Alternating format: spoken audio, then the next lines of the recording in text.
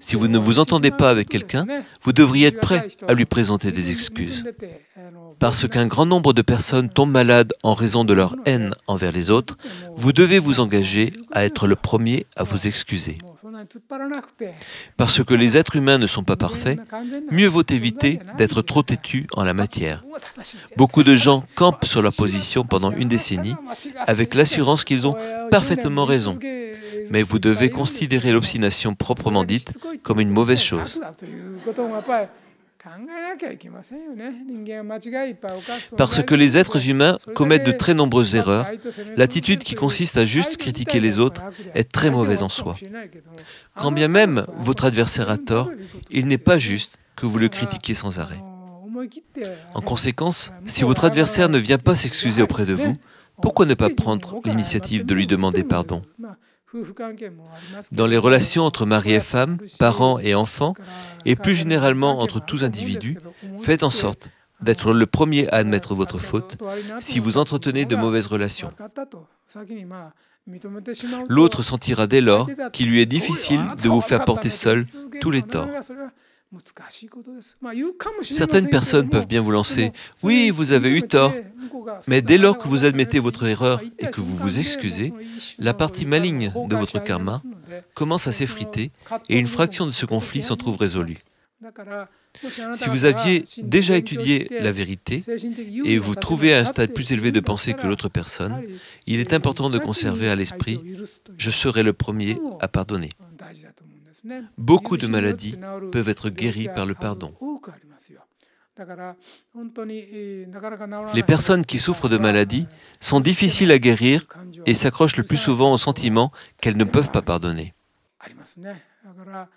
Ce cas se trouve même chez ceux que la loi a reconnus dans leurs droits.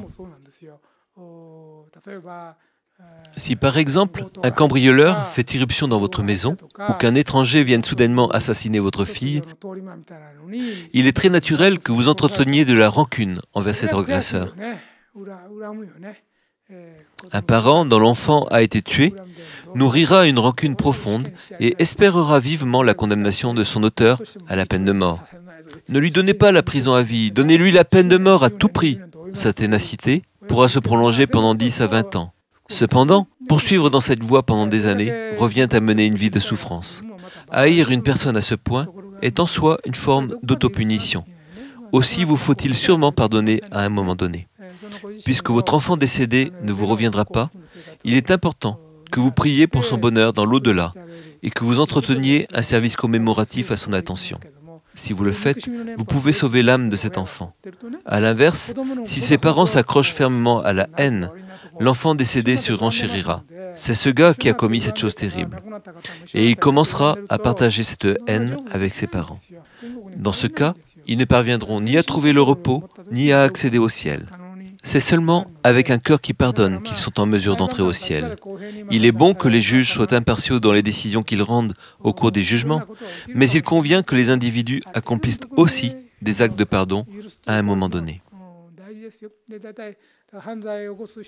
Les gens qui commettent des crimes sont généralement de pauvres gens. Dans leurs antécédents familiaux ou dans leur histoire personnelle, vous trouveriez beaucoup d'événements malheureux qui appelleraient votre pardon. Vous aussi finiriez malheureux si vous ne parvenez pas à pardonner. Vous ne pouvez pas vivre dans un état de rancune toute votre vie. Je pense que c'est l'une des raisons qui vous met en contact avec la religion. De fait, nous ne devrions pas doubler le nombre de gens malheureux. Par le crime qu'il a commis, l'auteur est confronté à un châtiment suffisant. Si vous souhaitez ajouter une autre punition à ceux qui sont déjà confrontés à leur pénitence, vous êtes vous-même en train de commettre un crime.